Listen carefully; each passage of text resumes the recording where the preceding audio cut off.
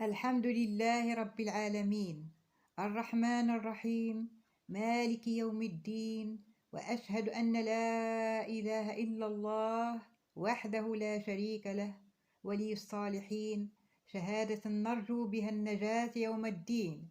وأشهد أن نبينا محمدا عبده ورسوله، صلى الله وسلم وبارك عليه وعلى آله وأصحابه التابعين.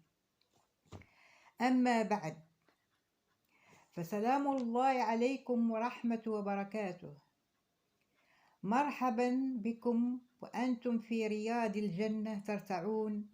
أسأل الله جل وعلا أن يرفعنا وإياكم بالقرآن العظيم، وأن يجعل القرآن العظيم ربيع قلوبنا ونور صدورنا. اللهم ألبسنا به الحلل، أسكننا به الضلل، ولا تجعلنا ممن سهوته الشياطين فشغلته بالدنيا عن الدين، فأصبح من الخاسرين والنادمين. نحن اليوم مع سورة القارعة. سورة القارعة يا أحبابي سورة مكية، أي نزلت على النبي صلى الله عليه وسلم في مكة المكرمة. عدد آياتها 11 آية، ترتيبها هي السورة الواحدة بعد 100 في ترتيب المصحف الشريف. في هذه السورة يا أحبابي سنتكلم عن يوم القيامة وجزاء المؤمن والعاصي، سنتعرف أيضا على مفتاح دخول الجنة والنجاة من النار. والآن يا أحبابي نستمع إلى السورة الكريمة. أعوذ بالله من الشيطان الرجيم. بسم الله الرحمن الرحيم. القارعة. القارعة ما القارعة، وما أدراك ما القارعة. يوم يكون الناس كالفراش المبثوث، وتكون الجبال كالعهن المنفوش.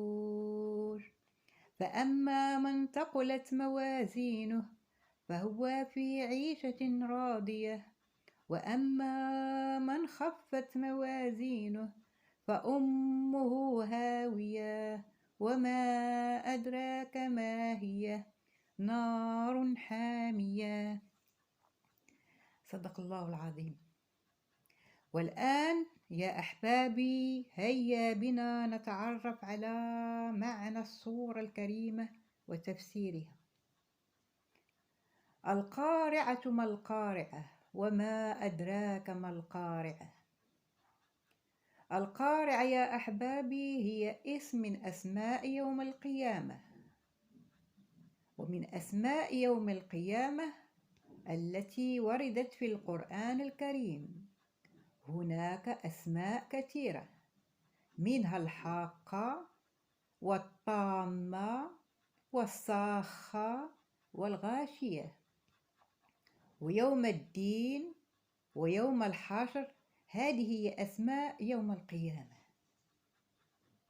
القارعة يا أحبابي ذكرها ربنا عز وجل أكثر من مرة ليبين لنا أهمية وعظمة يوم القيامة، وسميت قارعة لأنها تقرع القلوب والأسماع بشدائدها وتزعزهم بأهوائها. تعرف ماذا يحصل يوم القيامة وأهوال يوم القيامة؟ هي لنبين فيه في الآيات التالية. يوم يكون الناس كالفراش المبثوث. في يوم القيامة يا أحبابي ربنا عز وجل سيحيي الناس مرة ثانية ويخرجهم من قبورهم، والناس كثيرا جدا كالفراش المبثوث، تعني كالفراش المنتشر الذي يطير في كل اتجاه. فالناس في هذا اليوم يا أحبابي يخرجون من قبورهم مفزوعين في كثرتهم وحركاتهم ويكون في حيرة كبيرة في تشتتهم وتقسيمهم ومجيئهم وزياغهم وإيابهم. وهذا مصدق قول الله تعالى: فأنهم جراد منتشر وتكون الجبال كالعهن المنفوش. يعني الجبال ستتغير بحسب أعمالهم التي عمل في الدنيا. فيقول: فأما من ثقلت موازينه فهو في عيشة راضية، يعني من كثرة حسناته وكانت حسناته أكثر من سيئاته سيدخل الجنة مع المسلمين الموحدين وسيعيش راض وسعيد. في يوم القيامة يا أحبابي سيكون موجود ميزان توزن به الأعمال يوم القيامة. الميزان سيكون له كفتان، كفة توضع فيها الحسنات وكفة أخرى توضع فيها السيئات.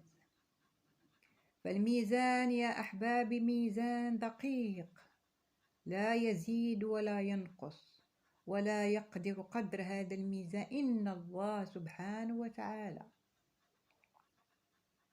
وأما من خفت موازينه فأمه هاوية. أما من كان وزن حسناته خفيف وسيئاته أكثر من حسناته فأمه هاوية. أمه يعني مأواه ومسكنه. الهاوية، فالهاوية اسم من أسماء النار. فمن كثرت سيئاته سوف يسقط رأسه في نار جهنم.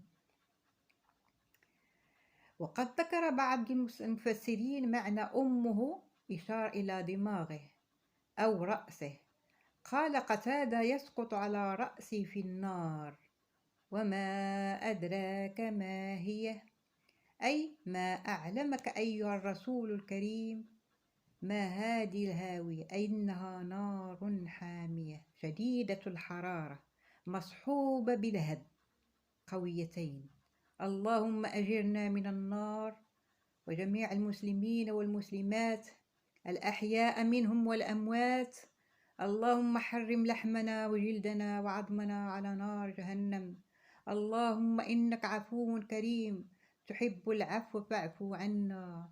اللهم اعتق رقابنا من النار ورقاب والدينا من النار. ربنا اصرف عنا عذاب جهنم إن عذابها كان غراما. اللهم لا تخزني يوم القيامة. اللهم اعتق رقابنا من النار يا